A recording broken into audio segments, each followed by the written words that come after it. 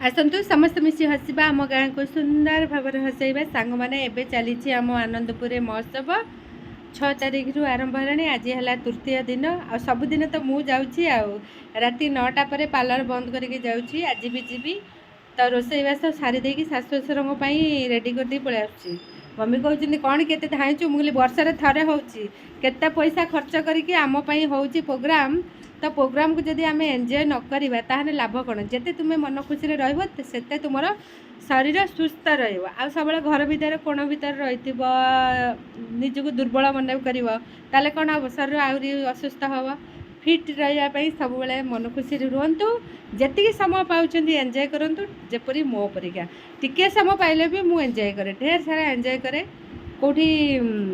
किसी मिलू कि न मिलू शांति तो मिल ना। तो से जाऊँ आम 9टा बेले बाप छुआ माँ 3 जन जाक बुली बुली बुली बुली आसुचु तापर आसिकी